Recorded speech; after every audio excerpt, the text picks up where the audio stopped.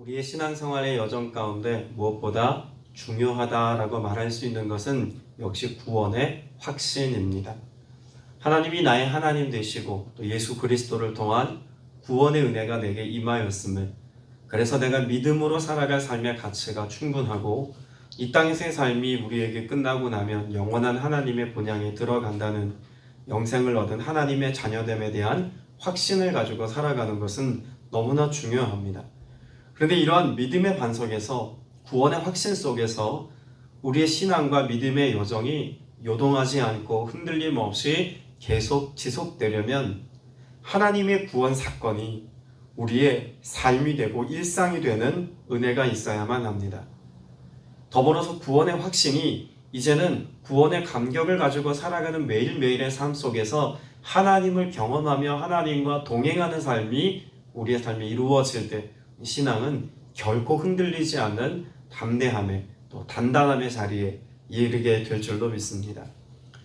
우리는 대부분의 경우 예수를 믿지 않는 사람들의 문제가 이것 하나로 귀결된다는 사실에 동의합니다. 출애굽기 17장 7절에서 이스라엘 백성들이 하나님께 원망하면서 했던 탄식이죠. 여호와께서 우리 중에 계신가 안 계신가 하였음이더라. 이것이 우리의 삶에, 아니 예수 그리스도를 믿고 신앙생활하는 사람에게 뿐만 아니라 믿지 않는 자들에게는 더더욱 가장 중요한 이슈가 됩니다. 하나님이 정말 계신가?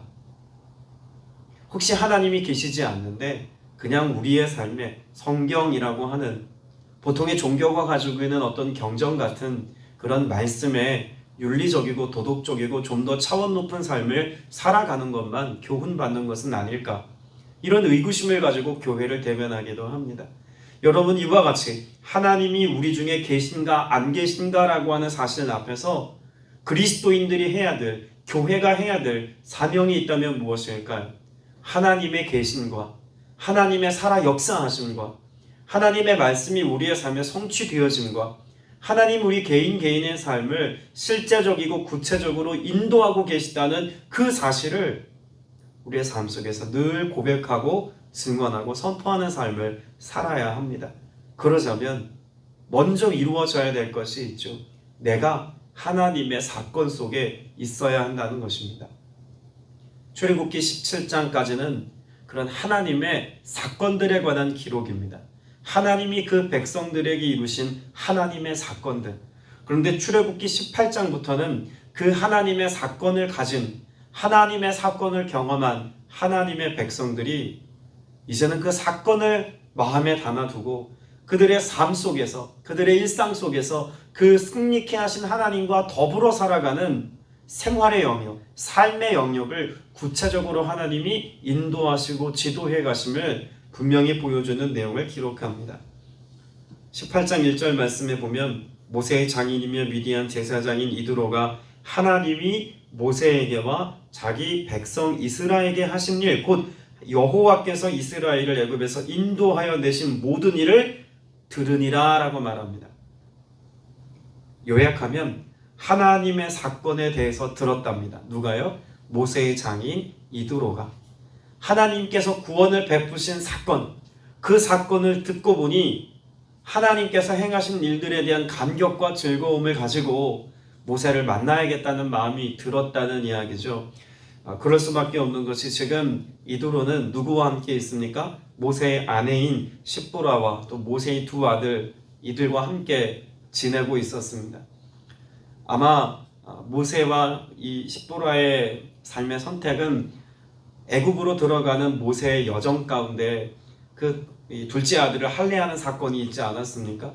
할례하는 과정에서 모세를 향해서 십보라가 당신은 내 피난편입니다 라는 고백과 함께 하나님의 언약 백성 되어지고 하나님의 말씀과 규례를 따르는 삶을 선택한 삶의 모습이 출애굽기 4장에 기록되어져 있죠. 그 이후에 육체가 회복되지 못한 둘째 아들을 위해서 아마 이 십보라와 두 아들들은 이드로 모세의 장인 집에 한동안 거주하였을 것이다 라고 추측이 됩니다. 그때의 집으로 돌아갔겠죠.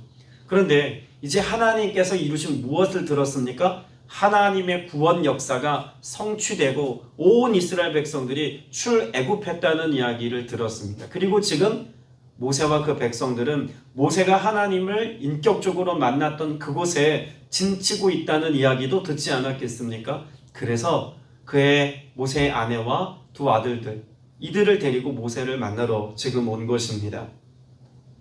그런데 이 아들들의 이름을 소개하는 내용이 있죠. 3절과 4절에 보면 이 아들들의 이름을 어떻게 소개하냐면 첫째 아들의 이름은 게르솜입니다. 둘째 아들은 엘리에셀이죠. 게르솜은 어떤 뜻을 갖고 있습니까? 성경은 친절하게 설명해 놓습니다. 3절에 내가 이방에서 나그네가 되었다. 이게 게르솜이라는 이름의 뜻이죠. 엘리에셀의 이름 뜻은 하나님이 나를 도우사, 내 아버지의 하나님이 나를 도우사 바로의 칼에서 구원하셨다 함이더라 라고 말합니다. 자, 그럼 핵심 단어만 보자면 3절은 나그네, 4절은 구원하셨다입니다. 그러면 하나님께서 출애굽한 하나님의 사건, 지금 앞서서 제가 1절에서 하나님의 사건이라고 말씀드린 그 사건을 요약하면 어떤 사건이라고 말할 수 있을까요? 나그네를 구원하셨다입니다. 하나님과 상관없이 살아가던 사람들을 하나님이 건져내시고 구원하셔서 하나님의 자녀 삼아주셨다는 것, 이것이 지금 모세의 고백이고 모세의 신앙의 선포이기도 합니다. 우리의 삶에 우리가 경험해야 될 가장 첫 번째 놀라운 사건이 있어야 한다면 그건 무엇일까요? 나그네의 삶을 살던 나를 하나님의 자녀가 되게 하신 구원의 사건, 이것이 우리의 삶 가운데 경험되어야 우린 광야에서의 삶과 같은 우리 일상 속에서의 삶을 살아냄의 은혜가 있다는 이야기입니다. 오늘 이 하루도 우리가 사막과 같이, 광야와 같이 그렇게 힘겨운 삶의 여정을 또다시 살아낼 수 있는 이유가 있다면 구원의 역사를 이루신 하나님의 역사하심과 같이 우리의 힘으로 감당할 수 없는 죄의 문제를 이기게 하시고 더불어 세상의 수많은 위협과 도전 앞에서 승리케 하시는 여호와의 승리를 경험하였기에 우리는 구원의 감동과 기쁨의 고백을 가지고 오늘을 또 살아내는 것 아니겠습니까? 앞에 17장에서 하나님께서 승리케 하시는 여호와 니시, 기도의 손을 내리지 아니하고 하나님의 깃발과 같이 우리의 손을 올렸을 때 하나님께서 기도에 응답하셔서 우리를 승리케 하시는 하나님을 경험한 이스라엘 백성들, 여러분 이것이 구원받은 하나님의 백성들의 삶이 누리는 은혜죠. 여러분 이것이 오늘 여러분의 삶 가운데 성취되어지고 이루어져서 하나님이 나와 결코 무관하지 않으신 하나님이신 것을, 그냥 고아처럼 우리를 버려두지 않으시는 하나님이신 것을, 그래서 정말 하나님이 우리의 삶 가운데 실제가 되고 역사하시는 하나님으로 경험되는 은혜가 있기를 축복합니다.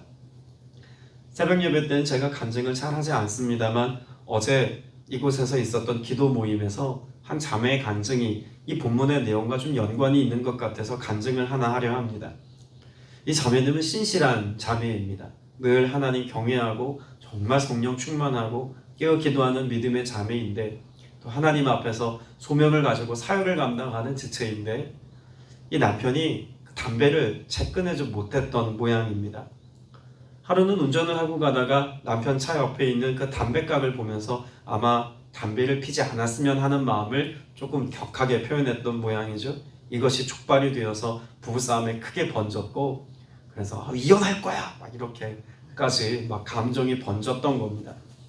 정말 슬픔 가운데 있고 어려움 가운데 있는 상황이었는데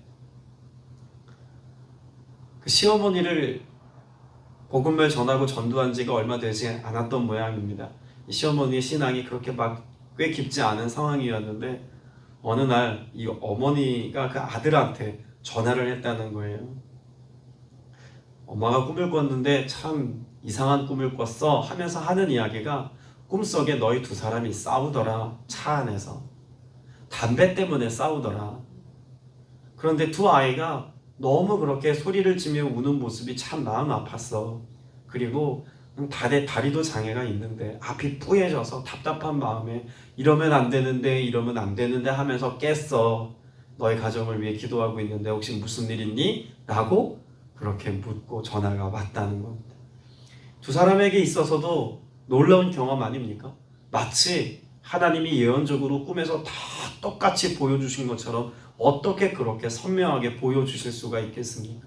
이 자매님의 고백이 그래요. 그래서 그날의 이 일을 경험하고 난 뒤에 하나님 앞에 두 사람이 정말 두렵고 떨리는 마음으로 회개하고 또 회복된 간증을 들려주었는데, 이 자매의 고백이, 목사님, 하나님은 시퍼렇게 살아계십니다, 고백을 하시더라고요. 두 눈 뜨고 마치 CCTV로 쳐다보는 것처럼 하나님 시퍼렇게 살아계십니다. 경외함이 일어났다는 고백을 하더라고요. 하나님의 살아계심은 구체적입니다. 우리의 삶의 실제적입니다. 여러분, 비단 꿈을 통해서 하나님이 확증해 주신 은혜를 경험한 자매님처럼 우리에게 늘 그와 같은 일들로만 하나님이 역사하시는 것은 아니지만, 그 자매의 간증을 통해서 함께 기도했던 지체들이 무엇을 경험했을까요? 아, 하나님은 살아계시는구나. 하나님이 그렇게 우리의 삶에 회복하고 은혜 베푸시기까지 지금도 함께 계셔서 역사하시는 하나님이시구나. 이걸 경험하고 안 것 아닙니까? 저마저도 그 고백 앞에서 새삼 하나님은 우리의 삶의 작은 것까지 들여다보시고 또 회복하시기까지 말씀하시고 역사하시는 하나님이신 것을 또 새삼 또 깨달았습니다. 최근에도 교회 안에서 어떤 문제를 두고 여러 가지 많은 깊은 고민이 있었던 적이 있습니다. 이번 주간을 그렇게 보냈어요. 그리고 리더십들과 함께 이야기를 나누어야 하는 어떤 상황인데 정말 말 꺼내기 어려운 상황들입니다. 그런데 정말 감사한 것은 이 새벽 예배를 통해서 하나님이 그 상황에 합당한 말씀들을 화요일, 수요일, 목요일 계속해서 말씀으로 확증해 주시는 겁니다. 그러니까 만날 때마다 어떤 고백이 있냐면, 목사님, 우리 응답 받았습니다 라는 고백을 가지고 만나는 거예요. 새벽 예배 때 말씀을 하셨기 때문에 문제가 크게 보였는데 말씀으로 확정하셨으니 문제가 더 이상 문제로 보이지 않게 되더라는 겁니다. 그 하나님을 예배 가운데 경험하고 함께 은혜 고백을 가지고 나아가니까 그 문제를 돌파하는 힘이요, 여간 다르지 않다는 것을 새삼 느끼기도 했습니다. 오늘 우리를 만나주시는 하나님의 방편은 꿈으로도 말씀으로도 하나님은 그렇게 우리의 삶에 지금도 신실하게 삶의 현장과 무관하지 않게 그 강하고 능하신 손으로 하나님의 지팡이를 짚고 나아가는 하나님의 백성들의 삶에 역사하시는 하나님이시라는 겁니다. 그런 하나님의 역사하심이 우리의 삶 가운데 나타날 때 우리는 이것을 나의 은혜로만 가지고 있어서는 안 되겠죠. 무엇해야 합니까? 이것이 고백되고 선포되고 증언되게 해야 할 줄로 믿습니다. 7절 말씀에 보면 모세가 이도로를 맞이하는 장면이 있습니다. 모세가 나가서 그의 장인을 맞아 절하고 그에게 입맞추고 그들이 서로 문안하고 함께 장막에 들어가서, 그리고 8절에 보면 모세가 여호와께서 이스라엘을 위하여 바로와 애굽 사람들에게 하신 모든 일과 길에서 그들이 당한 모든 고난과 여호와께서 그들을 구원하신 일을 다 장인에게 뭐하매? 말하매. 여러분, 우리 그리스도인들의 삶에서 꼭 실천돼야 될 삶의 덕목이 있다면 그것을 말하는 것입니다. 하나님이 우리에게 행하신 하나님의 일, 여러분 7절 말씀에 나와 있는 장인 이드로가 그 모세의 장막을 찾아봤을 때 모세는 어떻게 합니까? 환대하죠. 여러분, 성경 안에서 면면이 흐르고 있는 영성 중에 하나가 환대의 영성입니다. 근데 그 환대의 영성이라고 말하는 것은 그저 코이노니아로 내 장막에 들어온 이들과 함께 먹고 마시고 그저 일상을 나누는 평범한 삶의 교제, 이것을 말하는 것이 아니라 무엇을 위한 환대입니까? 하나님이 행하신 일들을 말하기 위한 환대입니다. 우리가 가정에서 함께 신방하고 또 예배하고 서로의 삶에서 일어난 하나님의 일들을 또 밖에서 만나 교제하는 그 교제의 가장 중요한 이유와 목적이 무엇 되게 해야 합니까? 하나님이 내게 행하신 하나님의 구원 역사와 하나님이 베푸신 은혜가 우리의 삶을 통해서 입술로 말하기 위해서 만나고 교제하는 겁니다. 그저 우리의 먹고 마심과 여가 생활의 일부와 같이 그저 종교 생활을 하나의 레크레이션 정도로, 하나의 어떤 우리의 여가 생활 정도로 생각해서 교제하는 것이 아니라 하나님이 하신 일들이 고백되고 선포되게 하는 그런 믿음의 교제가 우리에겐 필요하다는 이야기입니다. 그때 무엇이 있습니까? 9절 말씀에 보면 이도로가 여호와께서 이스라엘에게 큰 은혜를 베푸사 애굽 사람의 손에서 구원하심을 뭐하며? 기뻐하며 라고 말합니다. 오늘 여러분, 우리가 믿음의 성도들이 모일 때도 그렇고요, 우리가 교회 공동체라는 이름으로 모이고 만나서 그 하나님이 하신 일들을 나눌 때 느끼는 기쁨은요, 내가 세상에서 그 어떤 것들을 느끼는 기쁨의 종류와 비교할 수 없는 기쁨입니다. 하나님이 하신 일들에 대한 기쁨이 우리 안에 흘러 넘쳐나야 할 줄로 믿습니다. 어제 전화 한 통화를 받았습니다. 밤 한 8시 반쯤 됐는데 낯선 전화번호가 떠서 받을까 말까를 한참 고민했습니다. 이미 이전에 전화 상담을 한 2통화를 하고 난 다음에 낯선 번호가 오니까요, 받고 싶지 않더라고요. 그런데 왠지 받아야겠다는 마음이 그래도 강하게 들어서 받았더니 이 지역에 살고 계신 한 자매님이 교회를 찾고 계신데 교회를 나오시겠다는 전화였습니다. 알고 보니까 친구가 한 30년 동안 이 친구를 위해서 오랫동안 기도로 심었는데 교회에 나와서 단 한 번도 예배를 드린 적이 없다는 거예요. 그래서 성당에도 가보고 또 사찰에도 가봤는데 교회만 안 와봤다는 겁니다. 그런데 이곳을 이렇게 지나고 있는데 저희 교회 간판이 보였다는 거예요. 근데 마음에 감동이 있기를 여기를 가야겠다는 생각이 너무 강하게 들었다는 겁니다. 그래서 네이버로 검색해서 교회 전화를 알아보고 저한테 전화를 걸어서 한 30-40분 그렇게 전화 통화를 했습니다. 자매님의 삶에 여러 가지 하나님의 은혜, 이것을 기쁘게 나누는 고백이 얼마나 행복했는지 모릅니다. 하나님이 하신 일들로 여겨졌습니다. 누군가 30년 동안 기도로 심은 거 아닙니까? 그 친구가 주변에 있는 사람들이 교회 가라고 예배드리라고 그렇게 이 친구에게 부담 주지 않기 위해서 여러 가지 많은 배려와 사랑의 마음을 가지고 복음을 심었는데 교회 간판을 하나 본 것 때문에 복음을 내가 듣기로 예배하는 삶을 살기로 그리스도인 되기로 결정한 것, 놀라운 하나님의 일이 아닙니까? 그래서 제가 상담도 하겠다고 하고 여러 가지 배려를 했더니 목사님 바쁘신데 그렇게까지 할 일이 아닌 것 같아요 그러길래 제가 그 고백을 했습니다. 이건 꼭 그렇게까지 해야 될 일입니다. 그보다 더한 시간과 더 많은 수고를 들이더라도 이건 그렇게 해야 될 만한 일입니다. 자매님께 제가 복음을 알려드리고 신앙생활의 ABC부터 차근차근 함께 걸어갈 수 있도록 함께 은혜의 자리를 제가 섬기겠습니다라는 고백을 나누었습니다. 이번 주일날 오시겠다 그래요. 그래서 시간을 알려드렸고 또 안내하고 만날 사람까지 연결을 마쳤습니다. 어떻게 보면 큰 교회에서는 누군가 한 사람 오는 것 큰 일로 여기지 않을지 모르겠습니다만 저는 그 한 영혼이 정말 예배 현장에서 예배드리고 영혼에 살아가는 것을 소망하며 꿈꾸면서 또 일부가 끝나고 그 사이 그 자매를 위해서 중보하면서 얼마나 큰 기쁨과 감동이 있었는지 모릅니다. 하나님이 그렇게 일하고 계시는구나. 하나님이 그렇게 또 다른 한 영혼을 살리시기 위해서 이 교회와 우리 성도들과 또 교회를 사용하시는구나. 이 기쁨과 감격이 너무나 커서 어떻게 또 복음을 전할까? 어떻게 그 영혼을 살리기 위해서 진리의 말씀을 가르쳐야 될까? 이 감격과 흥분이요 제 마음에 가득하더라고요. 오늘 여러분의 삶에도 하나님이 여러분에게 베푸신 구원의 역사가, 하나님이 행하신 하나님의 역사가 내 안에 가두어두고 내 안에 머물러 있어서 고인물되게 하는 것이 아니라 마치 창세기 출애굽기 17장에서 하나님께서 생수의 강이 터져나오게 하셔서 이것이 넘쳐 흘러서 온 이스라엘 백성들이 다 마시게 되었던 것처럼 내 안에 행하신 하나님의 구원 역사와 감격과 기쁨과 즐거움이 반석에서 터져나오는 샘물과 같이 되어서 누군가에게 이것을 말하고 고백하고 증언할 만한 일들이 되어서 여러분을 통해 영원히 솟게 되고 우리의 삶에 참된 평안과 기쁨을 누리게 되는 은혜의 역사, 여러분 이 기쁨을 맛보게 되시길 축복합니다. 말씀을 맺으면서 11절 말씀을 볼 텐데요. 이도로가 고백하죠. 이도로가 이미 10절부터 이런 고백을 합니다. 여호와를 찬송합니다. 하나님이 그렇게 구원하고 건지셨습니다라고 찬송하고 난 뒤에 11절에 뭐라고 선포하냐면 이제 내가 알았도다 라고 말합니다. 이제 내가 알았도다. 여러분 이도로는 어떤 사람이었습니까? 이 제사장입니다. 특별히 미디안 제사장인데요. 미디안이라고 하는 이 민족 자체는 아브라함의 후손이죠. 아브라함이 137세에 후처를 얻습니다. 그두라라고 하는 여인을 후처로 얻었는데 이 그두라라고 하는 이름의 뜻이 향기, 유향 이런 뜻입니다. 나중에 그두라는요, 이 아브라함의 가정 가운데 정말 아름다운 가정의 분위기를 만들어내고 재산을 분배하는 일에 지혜롭게 사역하는 현명하고 현숙한 여인으로 성경에 기록되어 있죠. 여섯 명의 아들을 낳았는데 그 여섯 명의 아들들의 후손이 바로 미디안 족속입니다.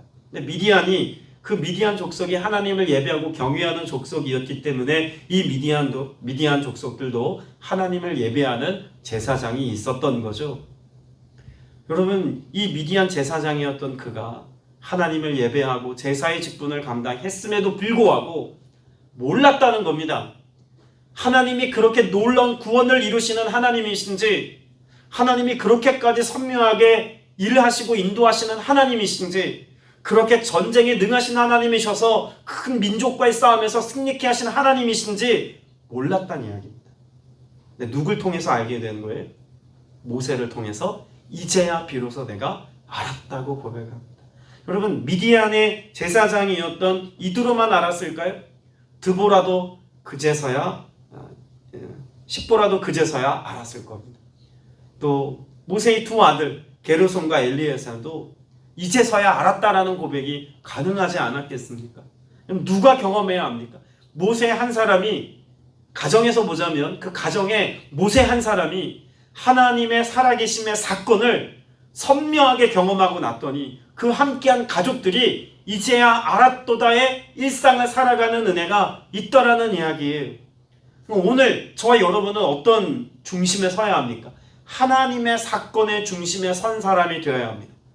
그래서 하나님을 경험하는 자가 되어야 합니다. 그리고 그 사건이 이제는 일상이 되고 삶이 되도록, 그래서 이 가정을 모세 곁으로 하나님이 이끌어오시지 않습니까? 여러분, 이전까지는 사건이었지만 이제는 일상이 되고 삶이 될 여정이 남아있기 때문에 모세의 가정을 하나님께서 다 모세 곁으로 불러주신 겁니다. 일상을 살아내기 위해서.